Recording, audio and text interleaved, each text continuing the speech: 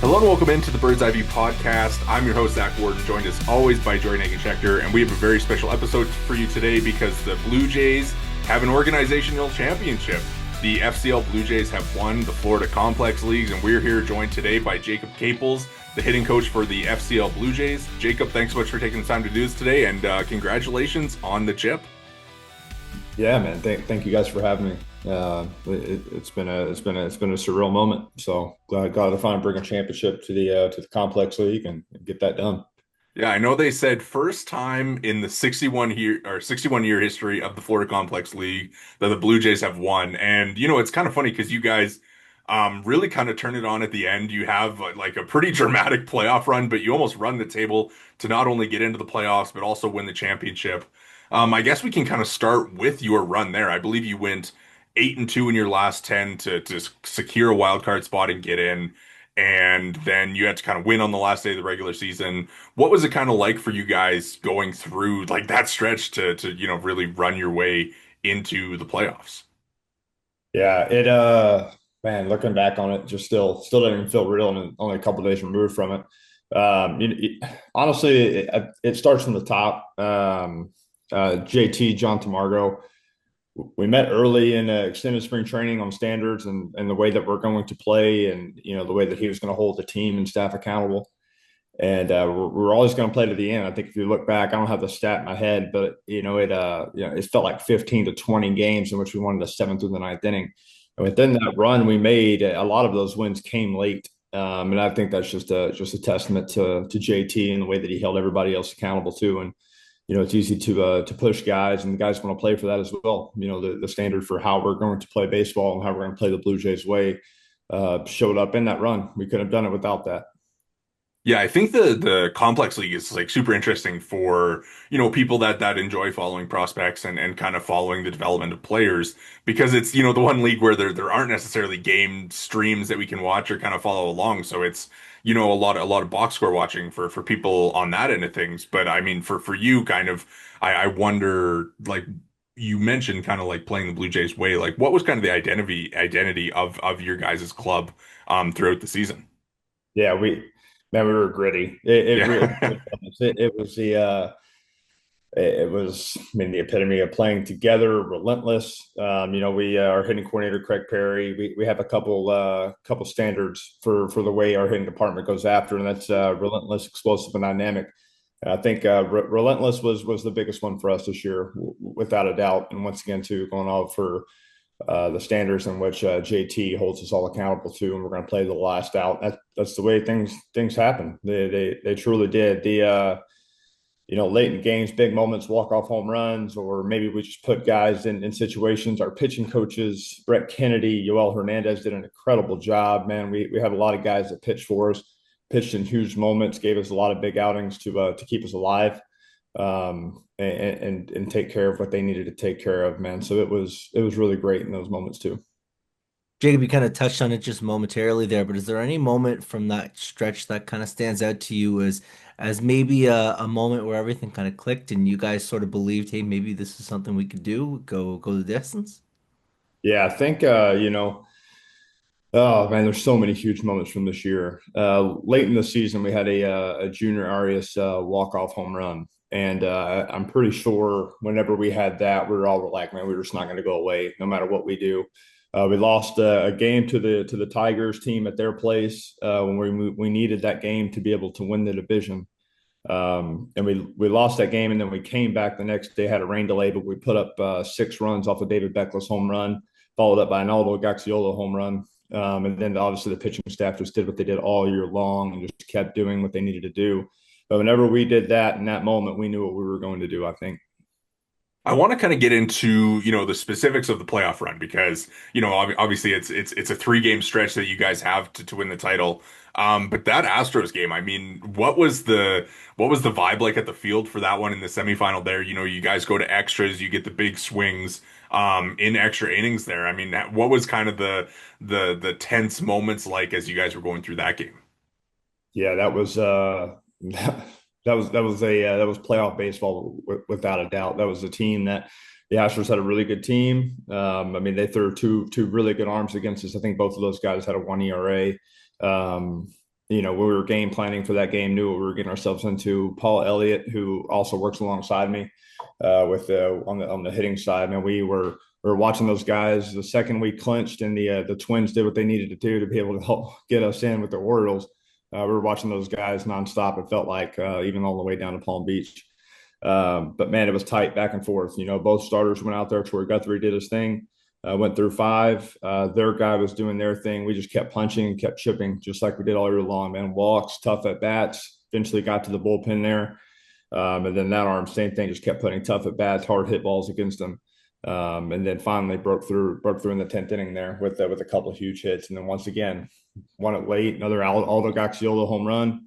Statistics wise in the playoffs, it doesn't look like he just jumped off the board, but I think he had the go ahead hit in all three of our playoff games. Yeah. Uh, David Beckless did what he needed to do as well there. And once again, from the pitching staff, man, Severino, huge, man, huge. He grew so much throughout the year. Dominguez as well, Troy Guthrie. I can't say enough about what the pitching coaches did to be able to keep us in these games. So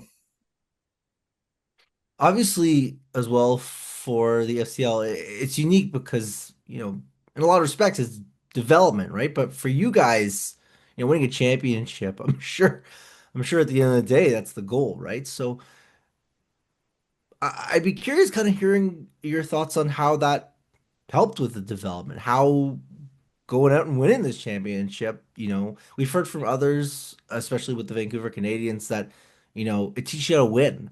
yep. And I would just be curious your perspective, especially from the coaching side as opposed to necessarily the player side. Yeah, to be honest with you, I really feel like winning is a part of development. Guys are obviously working on their individual areas in which they need to get better at, whether it's, some guys are bat speed targets or some guys are plate discipline targets, just more from the hitting side, right?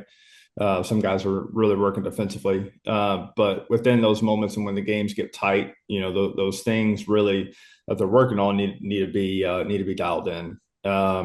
And also too, I mean, we all want to win. I think that is without a doubt. I don't think if you need to want to win, but the guys that can differentiate the development side from coming in there and taking care of games are going to help the Blue Jays for the long run. Especially as standards go, being relentless, being dynamic, being explosive. The relentless side of the piece just once again just felt like it kept coming up throughout the year. But man, when those guys win, they just took it to a different level. The at bats got better. The dynamic piece of being able to impact the baseball the way they needed to be able to impact it started showing up more. And then two, their careers change. They're going to be able to play in those bigger moments later through those careers and get whenever they get to Double A and Triple A, and those pitchers get better, the games get tighter. Those guys are going to be able to felt that, going to have felt that already in the FCL. So that's going to be a good memory for them. I'm glad you brought up Aldo Gaxiola because you mentioned that he had like so many big swings in the playoffs, so many big moments. For you, I mean, what speaking of development, like what did you kind of see from him that allowed him to be able to have those big moments and step up for you guys in the playoff run? Yeah, the Aldo's great, man. We had a lot of great guys. I can talk for probably hours. They were so great. Aldo all year long was working on just getting the baseball in the air. And playing in those big moments too. He had a lot of big moments throughout the year, and which didn't go his way. And sometimes too that can break you throughout the year. So he worked through those moments. He kept working every single day. He brought a great energy to the park every day, great energy into his work. Worked in the areas that he needed to get better at, and then it just shows you stay with it, you stay with the process.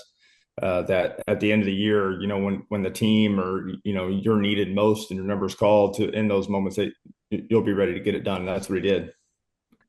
For the starting pitching, I mean, from obviously, you're more dialed kind of on the hitting side, but you mentioned how good the starting pitching was. Obviously, Troy Guthrie, he had a great start against the Astros, and then sorry, Omosako had a great start as well, to start you guys off against the Twins. Like, how important was kind of having those scoreless outings from I believe all three of your starters went scoreless in the playoffs. Yeah, they're incredible, and the highlight of what Brett Newell did for the team, the organization to get these guys ready. I mean, you can't say it enough. But these guys, man, they were just like on the hitting side. I thought that we were awesome on the being relentless and being ready to play against anyone and go. But man, the pitchers, it didn't matter. It didn't look like it mattered who was up there, and you could tell they were coached well. But Troy Guthrie, Sana Masako, those guys both just felt like they kept getting better and better and better throughout the year, especially in these tight playoff games, man. And it's back and forth. It gets a little chippy at times, right? And it didn't look like it phased anybody. It didn't even matter, So that was a huge deal, especially because an offense that we needed to chip away and keep having good at bats and put things together. They allowed us to do so. I want to shift gears a little bit here, ask about on the hitting side, kind of, I guess, teaching guys, helping guys develop, and just hearing more about kind of your space within the Blue Jays organization and how you've been able to help these players ultimately become better ball players. What has that been like? What has that kind of looked like, I Mhm. guess, over the last, couple of months, obviously? Yeah, I think to be honest with you, it's a lot of people involved. First of all, like it's not just me by any means. It's Paul Elliott, me and him work together. I mean, every single day, every hour of the day, it feels like we have our techs, Trevor Format, Alex Chambers, TJ, Dallas Young. I mean, we have so many people that are involved within this. Within the vision of where we need to get hitter, our hitting coordinator Craig Perry is, gave me the opportunity here, and it's absolutely incredible. And I think when it comes to the development picture, it's just individual based on the guy. That's the hardest thing about developing. You got to get to know the guy and the relationship with them. You got to really fully understand what each individual needs within the development process. And if you were to ever watch a development session with anybody, you'd be like, it looks completely different person to person. The Blue Jays and the way that we develop, we have a ton of resources. Some guys need the resources. Some guys necessarily are pretty simple and are working more on the things that everybody else sees when it comes to approach or the game or video, whatever that is. And some guys are a little bit more in depth with whatever it is with bat speed or biomech or whatever those sides are. But the most important piece is a relationship piece with the culture that we have set up from our top down with our hitting coordinator and our manager. And as those guys get better and grow within that, then it gets a little bit smaller at times, but we always start from the top. One of the big storylines with the Blue Jays this year has kind of been the emergence of so many guys on the hitting front being, kind of like that gritty team. And, David Popkins has gotten a lot of shine for some of the work that he's done with those guys. I wonder for you guys, like as an organization, I mean, how much is the hitting philosophy kind of aligned, from the major league level down to where you guys are? Oh yeah, and this is awesome because this is something that Craig Perry really has wanted to make sure that we're all calibrated and aligned with each other. I mean, this is we're talking the FCL with the championship here, but our hitting room or our hitting staff is in unity. Like we have a really good group of Yeah. guys, and even David Popkins and Lou and Hunter Mintz and those guys. I mean, they spent time with us in spring training and took time out of what they were doing to come speak with us and help us get calibrated. And any questions we ever had, they were willing to answer. So that way, I think we start to see this at the big league level with Ryan Long and Trevor Cho in AAA. Those guys are ready to get in there and play. I mean, we've had a lot of guys in the big league team that have immediately been able to step in and play huge roles. But we're pretty calibrated from the top down. So that is a huge, that's a big time like target for us to make sure that as guys move through the system, it's the same, not the same, maybe not the same voice. You have a different hitting coach, but the same language. Guys understand what the standards are, and we probably had to mirror that a little bit too in the FCL of being kind of a Swiss Army knife of being able to run, bunt, leave the yard, show a little grit with the at bats, do everything we possibly could. And that's what David Popkins when he came in spring training, that was a big thing of being able to use the team as there are a bunch of different tools and moving pieces to whatever is needed to help win. And we definitely embodied that, I think, in the FCL as well. That's super cool. I feel like we'd be remiss, to not talk a little bit about David. I believe he was the FCL Player of the Week twice this year. He led the circuit in home runs, was, one of the OPS leaders, average leaders, RBI leaders. What makes him so special? He's kind of a guy that popped up, I believe, signed as a free agent from the Yankees in the offseason and really just kind of has taken off here. What has kind of been behind his breakout this year with you guys? Yeah, another guy could talk with forever. I would once again too another group of. I feel like whenever you go through these things, you don't want to miss anyone, right? But Yeah. Andy Fermin, Luis Silva, those guys are with us too on the hitting side. Andy Fermin's our bench coach. Luis Silva, I mean, honestly, is just as much of a hitting coach than anything. Better position coach. Those guys too, with Mate and I, Mate is Paul Elliott. We've his nickname there. We've all poured into him. And the thing about David Beckless is that he's honestly he's a natural born leader. I could probably talk about this kid for forever. He made others around him better, which is always good for an organization. I mean, he made Gaxiola better. He's made all of our guys. Um, Transition for Beckless, man, was getting to that power, and he started to show that, which was really awesome. His at bats are, I mean, you know what you're going to get every single at bat with him. He's never an easy out. I mean, he'll do whatever it takes to win the at bat. And some of our playoffs, I mean, once again, you go to stats in the playoffs, you don't see a stat that jumped off the leaderboard, but every time the pitchers had to try to get through his at bat, they had to work so hard to get him out, which set it up for the rest of the lineup. That goes back into, all nine guys working in unison and working together. But Beckless more so than anything would just get into his power potential, which is starting to show now, and is special. I mean, he can really, really, really impact the baseball. Uh, and the leadership side, I think, is going to be good for the organization as he moves through it. Beyond Beckless and obviously his growth, and before we start tossing names necessarily at you, I would be curious just from your perspective, are there any development stories that you feel particularly proud of? And I know obviously it's like asking who's your favorite kid, it's impossible to do so. But are there any, even if the box score stats maybe don't, flash off the page, are there any development stories that you feel particularly proud of either your involvement or the growth of the player, or maybe even something in between? Yeah, I mean, David Beckless is probably the guy that I would probably point out. That would probably be, or Raimundo de los Santos as well. Um, and to be honest with you, just from where those guys, have been through in their careers, and what they got to show this year and what they got to show everyone else. And once again, too, that's not even, that's, I think anybody in our staff would, everybody had an impact in those guys. I think everybody else would be kind of mirroring the same things. Raimundo de los Santos is special too, because that guy can really, really defend. He can really run. And, he came in here and once again, top down culture. I'm going to keep talking about this, I feel like, but JT and Craig Perry, our hitting coordinator, I mean, they hold us to standards to make sure these players and these guys that come in, they understand what the Blue Jays way is. And Raimundo came in. He came in from the Red Sox, bought into the culture, and I mean, he ended up being in our two hole by the end of the year. Man, can really run, really pick it, and was able to honestly cut teams apart multiple ways with the bat run. He started to slug a little bit late, which was really, really awesome. But David Beckless for me stands out probably the most. Aldo Gaxiola as well. He started to get to his capability. That's an impact kid who can really defend, but he can also impact the baseball at a high level. Seeing his growth through the year has been really awesome.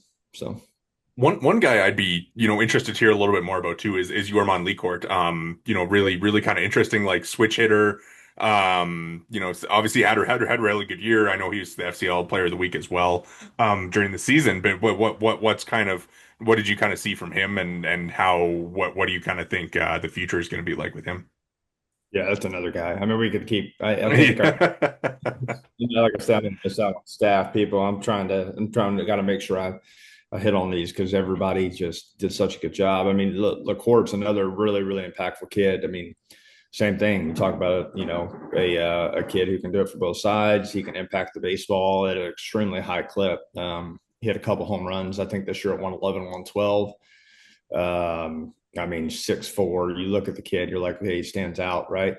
Good arm from the outfield, good player. I think the sky's the limit for the court as well. Like all these guys, they're just learning how to have at bats, right? They're kind of early in their career, so they haven't had many at bats, gotten to see many different types of arms, and so as their career goes on, they see more of those things.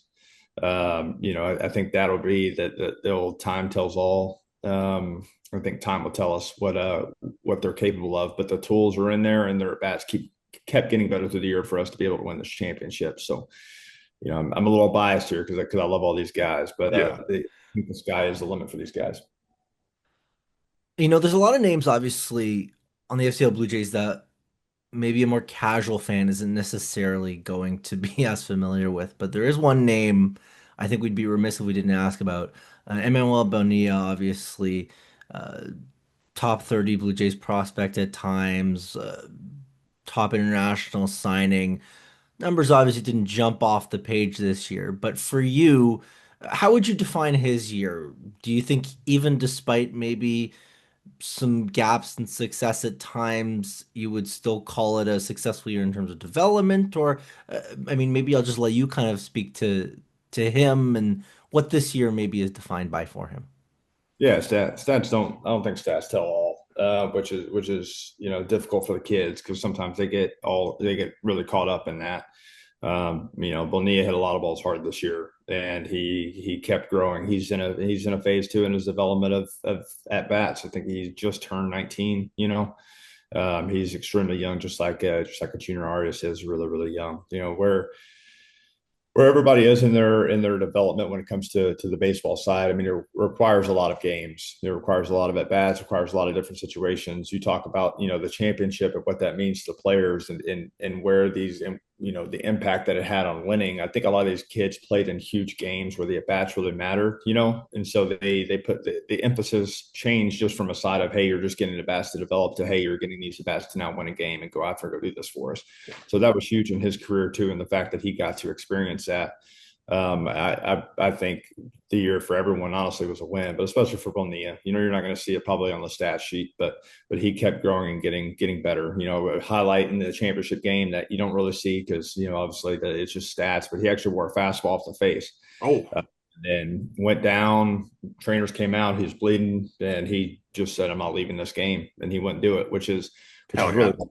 And then he came, played a good center field for us late there, and then we obviously went on to win the championship. But once again, that shows that's what you want to see. I think out of these kids is the ability to be tough, ability to be resilient, relentless. That are obviously some of our standards, but he definitely showed that there. Yeah, you want to talk about relentlessness. 100%. 100%. Yeah, they weren't going to take him out of the game. They went out there. Andy and JT did, and they were just like from the second he was down, he was like, just give me a minute, just give me a minute, and I'll be ready to roll. Which is awesome to see, man. I think that was late in that game too. We needed to come back, and we were ahead, and seeing that was really special. So That's awesome. Really cool. Really cool stuff. One thing that's, pretty unique with the FCL level is, you guys are there in Dunedin.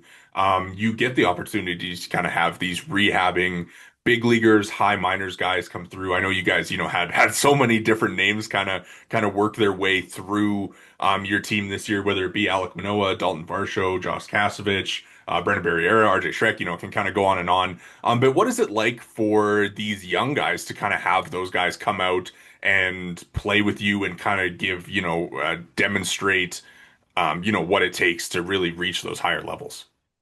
yeah. First of all, the way those guys carry themselves, I think that's what every young player needs to see is the way and look around the way Dalton Varsho goes about his business, the way RJ Schreck, Leo Jimenez. I mean, all these guys do. And the one thing I appreciate from it was actually kind of a cool thing too is sometimes a lot of guys that are on a rehab assignment, they're obviously getting their work in, right? But then you started to see, people, the culture that we built here in the FCL. And those guys started sticking around. Amir Garrett is another one that started sticking around, wanting to be a part of the dugout. In the champion and in the semifinal, we had Joe Mantip. No, the championship game was Joe Mantiply get to pitch for us, right? All those guys want to stick around and be a part of it. But more importantly, when you're in the dugout and you're watching the at-bats with Dalton Varsho or Leo Jimenez, me and Gaxiola were standing in the dugout one day watching Leo hit. And I mean, he was just taking notes and was talking to me about the way that he handles himself presence-wise in the box, the way that he goes about his business and his pitch selection, which is special. And being able to talk to those guys and teach them in the moment of what it looks like, it is, I mean, that's part of the development, but it's a huge, huge win for us down here to be able for those guys to be able to play with each other. In some respects too, I mean, you can also look at it as yourself. You're also working through in the low minors here.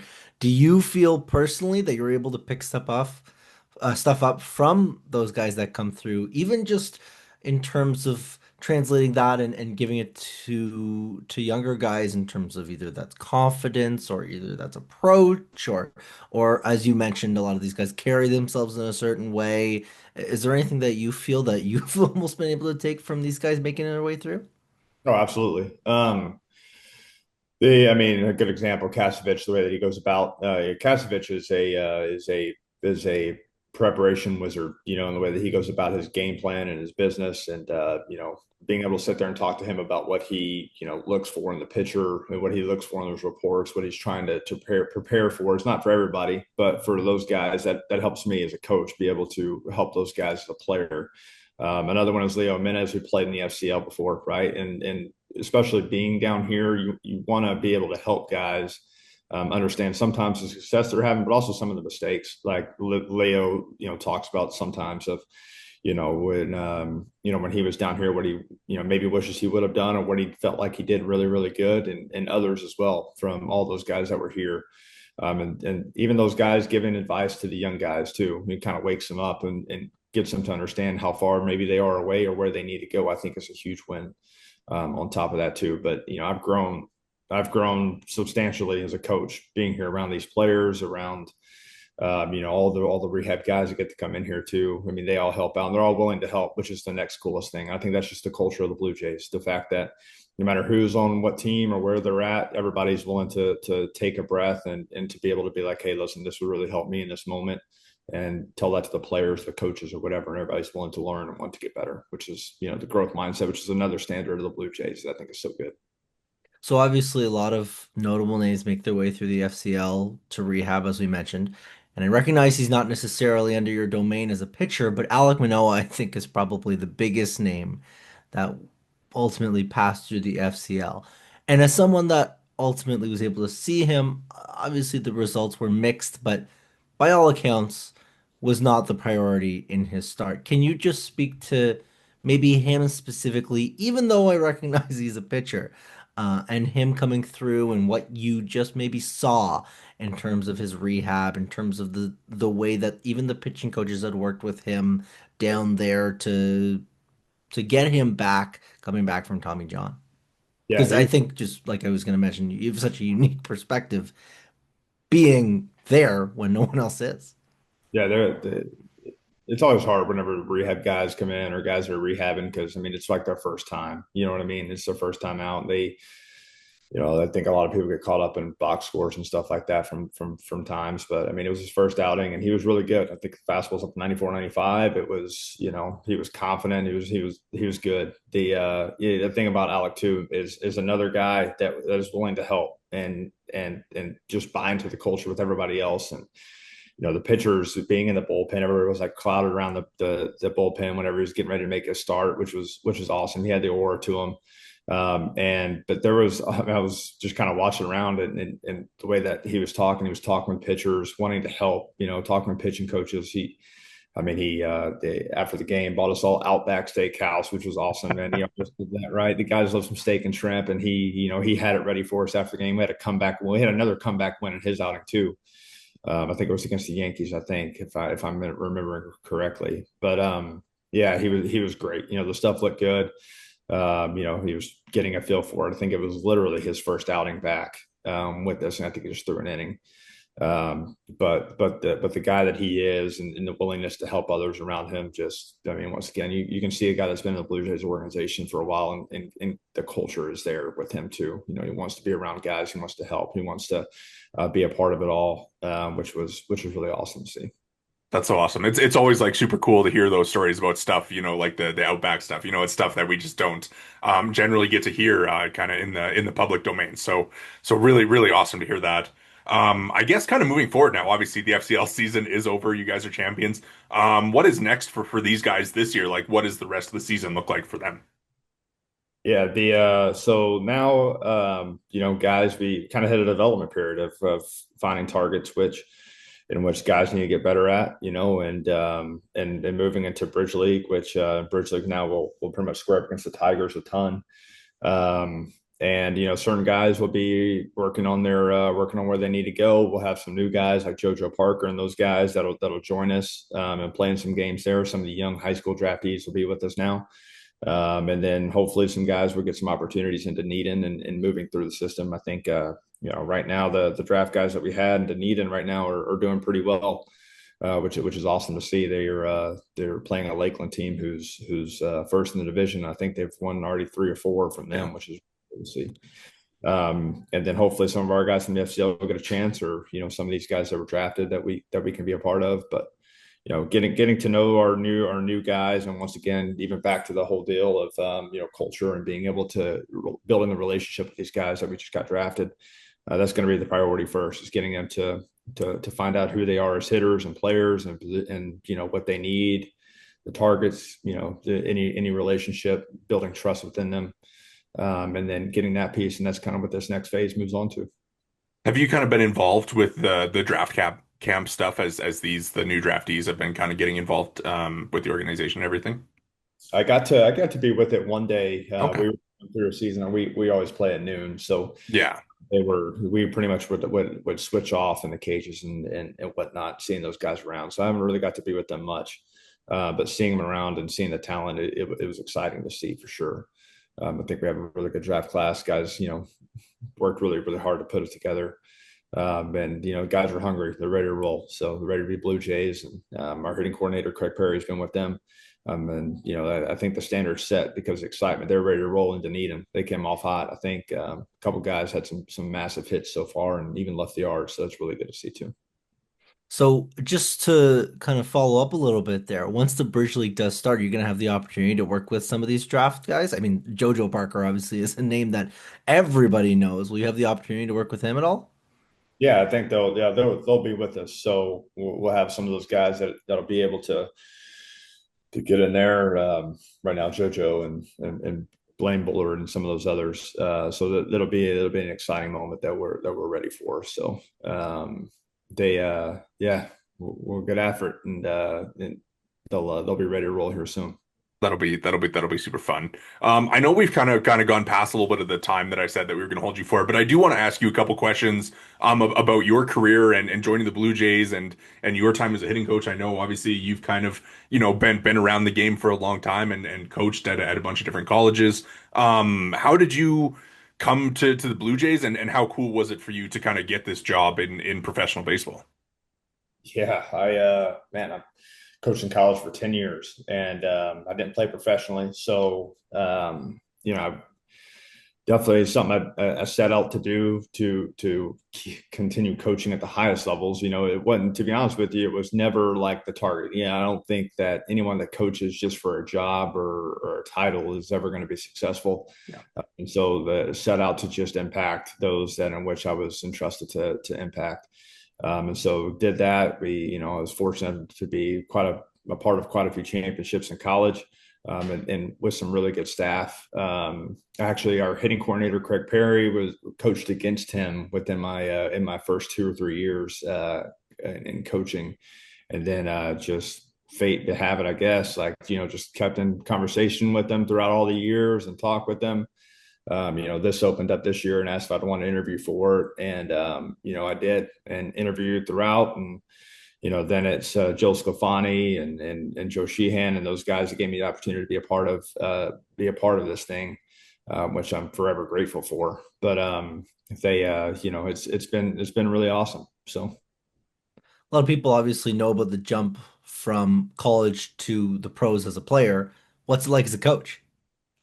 Yeah, I think it's different for everybody for sure. The biggest thing for me is a lot of our FCL team are Latin, right? So, you know, I'm learning Spanish right now, crushing some tutoring every day, a little Very Duolingo. nice.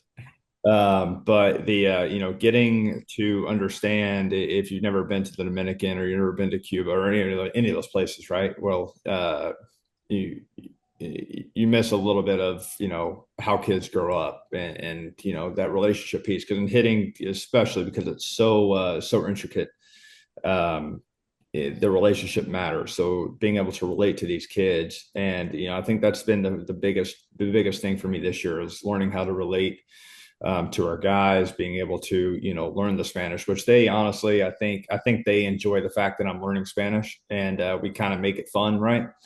And being able to help impact their lives has been the funnest, most sometimes difficult thing, because when you lose a language barrier, it gets really difficult. But we have great people like Andy Fermin and Luis Silva that really help close that barrier and that gap, as I'm learning to be able to relate to them on that side of it. And the professional side is a little bit different to college, but now, man, college baseball is basically professional baseball. Yeah. You know, feels like those guys are now professional athletes. So that's changed a little bit. But without I think the hardest thing would be if the culture wasn't the way the Blue Jays, with the way that we have it set up down here, from once again top down. Joe Scafani, Eric Duncan, our field coordinator, incredible. I mean, I just can go on and on about all these people that I know that I'm missing. But if the culture wasn't the way that we have it set up here, it would be a lot harder. But the transition was actually extremely easy because of what all these great people have set up. So that's been the best thing about it. This episode of the Bird's Eye View podcast is brought to you by BioSteel. Use code Bird's Eye View at checkout for 20% off your order at biosteel.ca. Again, that's code Bird's Eye View at checkout for 20% off your order. For all your high performance hydration needs, visit biosteel.ca. Thank you again to BioSteel for sponsoring today's episode. One thing that we always enjoy asking the prospects that we have on who get their opportunity to go play in Vancouver is about kind of their first experience in Canada. And for you, this is maybe like a little bit niche to me as being an Albertan, but you played in the Wimble back in Yeah. 2015 in Lethbridge. And it's like just such a cool thing, obviously doing some research for the episode. Wimble kind of near and dear to Mhm. me a little bit. I got to ask about your experience with Lethbridge and what it was like for you getting up in Canada and getting the chance to play in that league. Yeah, first of all, that was what's funny about that is that probably set like the dominoes for all this to ever happen. Because if I would have never went there, I would have never been involved. I would have never started maybe ever coaching, because that led to an opportunity to where I got my first job from John Harvey at Arkansas Monticello, because we had 3 or 4 guys that were from Okay. Lethbridge that played there. Um, and so, but man, that was awesome. That was definitely the coolest thing. It was funny is if you look at that roster right now, the guys I was coaching, I keep sending them there, because I keep Nice. telling them like it is they take care of their players. The staff is still really close to me. They did a lot for me, as a college player. I was ending my career when I went there, and we actually won the league, which is really even a cooler thing to even talk about too. But man, those coaches gave so much guidance and even helped me become a better coach. And I didn't realize it in the moment. You know what I mean? But Lethbridge was a great town. Alberta was a great place. Got to see Calgary. We played in Edmonton then. We went to Saskatchewan a little bit Yeah. too. Um, Man, that league is awesome. It really is. Yeah, it's so funny, I was like kind of doing the research and I see the Wimble come up and I'm like, no way, this is so awesome that he played there. I guess kind of for you, like getting the opportunity in Canada, what was kind of your takeaway from was that your first time up in Canada to play in that league? Yeah, first time in Canada. I feel like in playing college summer baseball, like a lot of it's just, more so like hit or miss with fans and, the love of the town or the love of the team. You don't really know what you're going to get with college summer baseball. But going up there because of it, it's just the Blue Jays. So, Yeah. in Canada, they're so spread out between, good baseball or maybe even some like some pride within a team, that when we got to Lethbridge and it felt like the stadium we had was packed out, Spit Stadium, we were like, Yeah. what? what's going on here, and you start realizing how much these people, one, they all love the Blue Jays, but with it being so far away, they need, people need something to be prideful of and within their hometown, and that's what it was. The Bulls were great. But that was the biggest takeaway I think that I had, was just actually how much the people around the team cared, and even from my host family as well too. They were awesome then too, and that's every town. That was in Medicine Hat. Which, speaking of too, that's Paul Elliott, the other hitting coach with us. That's where he started off managing with the Blue Jays. Really? Wow. It was crazy. So, being in Med Hat, Edmonton, seeing all those places too, Calgary with the Okotoks there. Yeah. That was another, that was probably the coolest thing. Was the pride between the team in the city. Yeah, that's so fun. I like kind of love that connection. Really cool. I guess before we let you go here, we'll end off with this one. I mean, for you with your coaching career, obviously this is year one with the Blue Jays. But what is kind of, your long-term goal with coaching as you kind of, progress here throughout your time with Toronto? Yeah, to be honest with you, I feel like I've said a lot, that yeah, I've thought a lot about this when it came to like goals and 5-year plans and stuff. And, I truly just want to impact the people that I'm with. Like, whatever opportunity I'm given, I want to impact what I am, what I have around me, and the people that I'm with. And then, I think life will kind of work out and take care of us. But obviously, we all are ambitious. We all want to, to climb the highest peaks and wherever we want to go in our careers. But, I've kind of gotten to the point maybe in life where I'm like, like wife and kids, I'm just going to take what I can, and be there for as many people as I can, impact as many people as I can, work as hard as I can for others around me. And then, let life take care of itself. So, when it comes to where I want to be or where I want to go, I think I've, kind of dropped targets and just been like, where my feet are is more of my mentality. That's awesome. That's really great. Well, that is kind of everything we've got for you today. We really appreciate you taking the time to do this, all the great insight, all the great, kind of memories that you had of this year. Congratulations again on the championship, and we'll be rooting for you and following along as you go forward throughout your coaching career. And we appreciate you taking the time to do this today. Man, I really appreciate you guys having me, man. It means a lot. So, but thank you guys for everything, and appreciate it, man. Look forward to talking to you guys again one day after another championship. I like Hopefully that. soon. Good Hopefully stuff. soon. Thanks again. Make sure to that's going to do it for us here today at the Bird's Eye View podcast. Make sure to hit the subscribe and like buttons if you're watching on YouTube. You can find us there at the Bird's Eye View podcast. If you're listening along on the audio provider of your choice, make sure to drop a follow and review. You can follow us all on Twitter. I am at Worden_Zach. Jori is at Jori Negin-Shecter, and the pod is at BEV_pod. Thanks so much for listening, and congrats again to the FCL Blue Jays.